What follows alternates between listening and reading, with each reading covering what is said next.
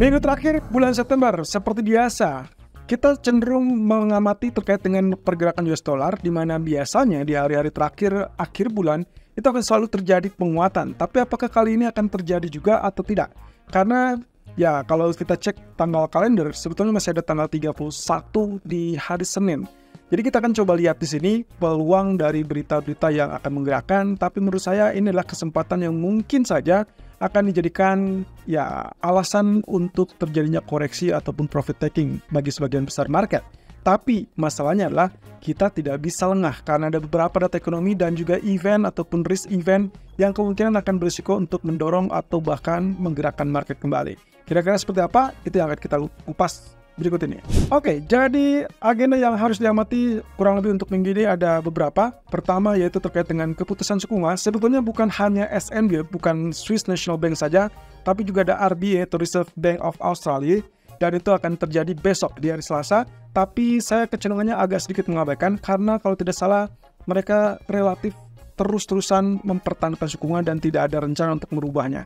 Nah, cuman masalahnya memang ada kendala di sini, yaitu kaitannya dengan apa yang dilakukan oleh Fed kemarin dengan jumbo cut rate diperkirakan akan memicu semua bank sentral di seluruh dunia akan mempertimbangkan untuk mengubah strategi ataupun mengubah kebijakan moneter mereka juga. Nah, tapi kalau misalkan kita pertimbangkan lagi, RBA kemungkinan akan unchanged. Hampir bisa dipastikan mereka akan tetap mempertahankan suku bunga, tapi pertimbangannya adalah perhatikan statement yang akan disampaikan oleh gubernur ataupun ketua bank sentralnya. Karena mau tidak mau, mereka akan dinantikan sebagai mungkin bank sentral terakhir yang akan melakukan pemangkasan suku bunga. Di sisi lain, yang harus Anda lihat di sini adalah SNB atau Swiss National Bank, karena kemungkinan mereka akan melakukan pemangkasan kembali dan itulah ketiga kalinya teman-teman di tahun ini. Mengingat di tahun ini juga mereka termasuk salah satu atau bahkan satu-satunya bank sentral yang bisa dibilang mempelopori pemangkasan suku bunga dikaitkan dengan inflasi yang dikatakan oleh mereka sudah memenuhi persyaratan ataupun sudah relatif stabil di bawah 2%. Nah, oleh karena itu, dengan kemungkinan pemangkasan berikutnya, ini adalah menjadi ketiga kali, maka yang perlu dicermati di sini adalah berapa besar. Karena kemarin ekspektasinya hanya 25 basis point, tapi setelah Fed kemarin dengan jumbo cut rates, ada kemungkinan isu yang saya dengar adalah mereka juga bisa mempertimbangkan 50 basis point. Efeknya seperti apa? Ya, kita akan melihat kemungkinan mata uang Swiss akan relatif lemah, teman-teman. Dan kalau kita lihat lagi dari beberapa rangkaian yang terjadi dalam 3 kali tindakan atau 2 kali tindakan lebih tepatnya, pemangkasan suku bunga dari Swiss, saya melihat ada kecenderungan USD Swiss ataupun USD Swiss franc itu kecenderungannya mengalami kenaikan. Jadi hati-hati saat itu terjadi di hari Kamis. Tentunya kalau misalkan hanya 25 basis point, mungkin ya bisa dibilang 63% market sudah memperkirakan atau memperhitungkannya. Beda cerita kalau misalkan didapatkan 50 basis point, maka kemungkinan Swiss akan melemah terhadap US dollar dan itu akan bergerak lebih tinggi. Dan kita juga harus lihat di situ adalah statement ataupun press conference dari ketua ataupun gubernur bank sentralnya adalah ini posisi yang terakhir. Karena mungkin periode berikutnya mereka sudah diganti dengan wakil ketuanya. Oke, kemudian yang kedua adalah Federal Reserve Speakers. Dan kita akan mengamati beberapa penampilan ataupun pidato ataupun pernyataan ataupun komentar lebih tepatnya dari beberapa pejabat bank sentral dari Federal Reserve tentunya. Dan yang paling mencolok adalah tentunya sang ketua, Jerome Powell, yang kemungkinan akan memberikan statement pertama kalinya pasca keputusan FOMC yang sudah dilakukan minggu lalu. Jadi kita akan mendengarkan dari sini apa yang akan disampaikan oleh Powell. Apakah dia akan konsisten dengan apa yang diucapkannya di dalam press conference kemarin, termasuk memang tidak ada gejala untuk mengarah kepada suku bunga terlalu rendah, tapi di sisi lain komitmen untuk terus melakukan penurunan suku bunga itu yang dinantikan oleh para pelaku pasar, dan juga mengingat dengan statement-statement sebelumnya yang kaitannya dengan rencana berikutnya, yaitu untuk pemangkasan secara agresif ataupun secara standar. Semua itu masih tetap terbuka dan saya yakin mungkin ini adalah penegasan ulang dari apa yang dilakukan ataupun yang diputuskan minggu lalu. Kemudian ada data ekonomi, ini kaitannya dengan data GDP Amerika. Ketiganya ini akan muncul di hari Kamis teman-teman, termasuk juga data jobless claim ya, initial jobless claim. Meskipun demikian, yang harus teman-teman pahami adalah malam nanti juga akan ada data ekonomi. Ya, cuman saya di sini mencantumkan apa yang menjadi kunci utama yang akan menggerakkan sentimen market. Nah, kemudian GDP, ingat bahwasannya laju pertumbuhan ekonomi Amerika kecenderungannya adalah positif, dan menurut Fed, menurut proyeksi yang terbaru pun mereka menilai bahwa ekonomi Amerika masih tetap solid. Jadi saya tidak akan kaget kalau misalkan datanya tetap tinggi, kemudian akan membuat US dollar cenderung menguat. Nah, berarti kecenderungannya akan ada terjadi koreksi untuk emas terutama. Sementara untuk pasar saham ya karena memang datanya positif, otomatis mereka akan berpikiran tidak terjadi resesi ataupun terhindar dari ancaman resesi. Nah, kemudian data PC, inflasi PC di hari Jumat itu juga akan menjadikan tanda tanya besar bagi para pelaku pasar, terutama kaitannya dengan betulkah data PC ini akan turun. Karena di hari Jumat kemarin, Waller sempat mengatakan bahwa ada kecenderungan dalam 4 bulan terakhir dia melihat core PCE sebetulnya sudah bergerak di antara 1,8%. Itu dengan catatan kalau layanan perumahan itu tidak diinkludkan, tidak dimasukkan dalam perhitungan tersebut. Jadi kita akan lihat data minggu ini betul tidak, apakah terjadi penurunan di bawah 2,6% atau tidak. Apalagi proyeksi dari yang terbaru Dotplot kemarin menunjukkan bahwa mereka sangat yakin tahun ini core PCE itu akan mulai penurunan ke level 2,3%. Nah, satu sisi ini akan mempertegas kembali teman-teman, termasuk juga dengan apa yang terjadi kemarin dengan siklus penurunan suku bunga akan berkelanjutan dan mungkin akan ada kelanjutan di tahun depan. Nah, terakhir adalah terkait dengan pemilihan ketua LDP yang baru di Jepang. Ini adalah partai pengusung, ya kita sebutnya dengan partai yang memimpin pemerintahan saat ini teman-teman.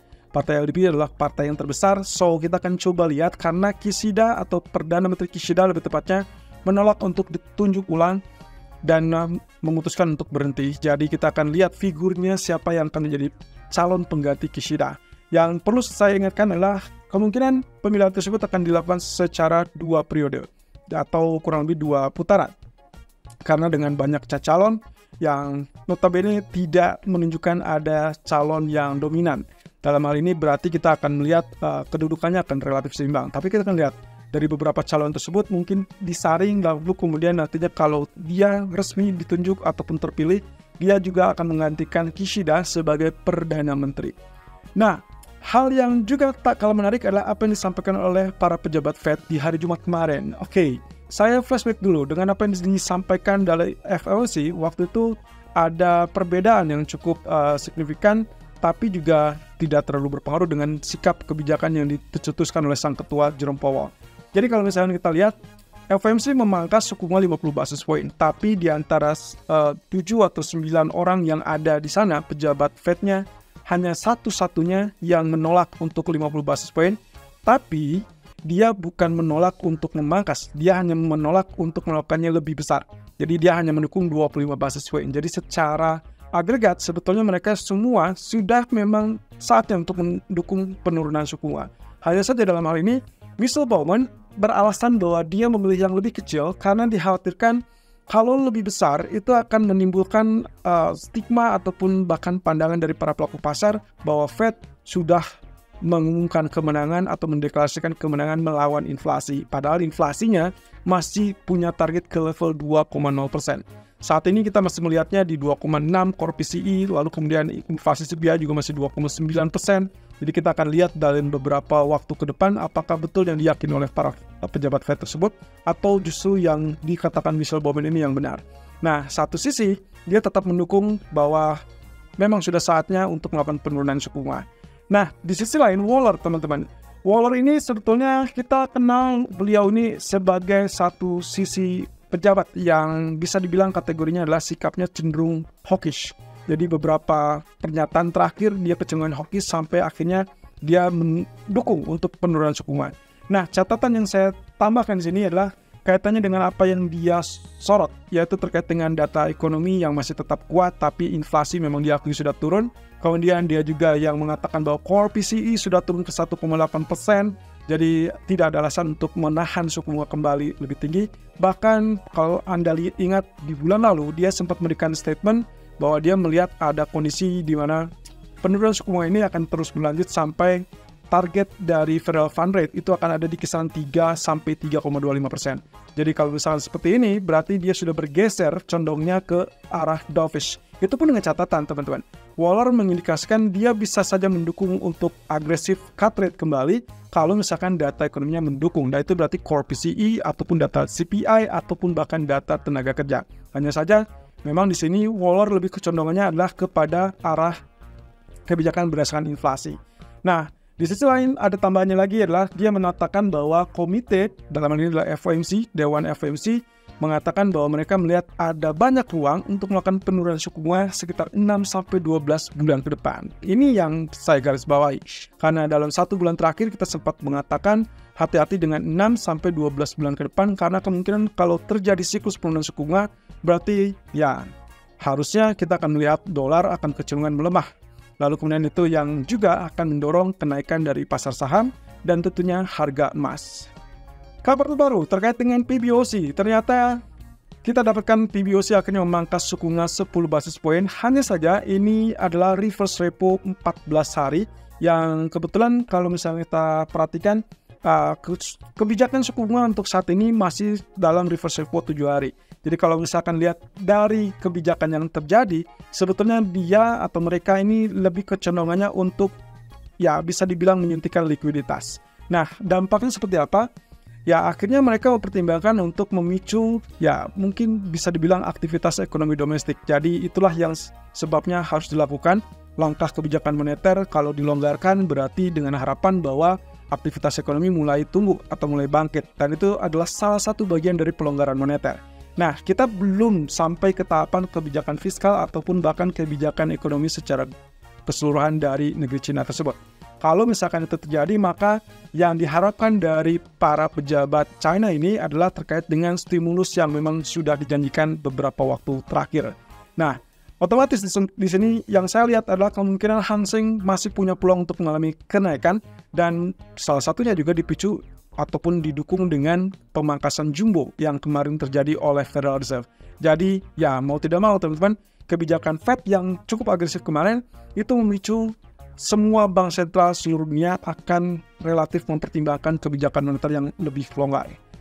Kemudian kabar terbaru terkait dengan Shell yang menutup produksinya di Teluk Meksiko karena ada gangguan juga terkait dengan badai. Jadi ada kecenderungan badai ini katanya akan terjadi dalam 48 jam ke depan. Alhasil fasilitas di Stones dan juga Appomattox di Teluk Meksiko itu ditutup dan perusahaan Shell sudah mulai melakukan evakuasi terhadap pegawai-pegawai ataupun staf-staf non-esensial.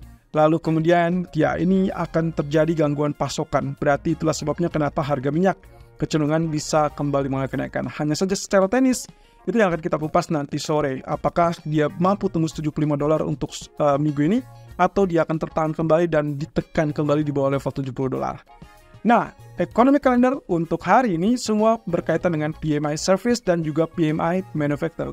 Coba perhatikan saja, yang biasanya terjadi adalah service itu selalu lebih tinggi, terutama untuk Amerika ya, untuk nanti malam, dan manufacturing lebih rendah. Tapi kali ini perkiraannya adalah manufacturing-nya relatif lebih tinggi, lalu kemudian service-nya turun sedikit. Nah, kecenderungannya kalau saya bilang, mungkin kita masih tetap akan lihat data service PMI ini akan relatif lebih tinggi. Jadi, baik itu untuk euro, ataupun untuk pound sterling, atau bahkan untuk US dollar sendiri, kemungkinan kita akan lihat datanya relatif kuat. Nah, tinggal masalah manufaktur. Sisi manufaktur biasanya memunculkan kejutan karena yang diperkirakan naik malah kecenderungannya relatif down ataupun turun.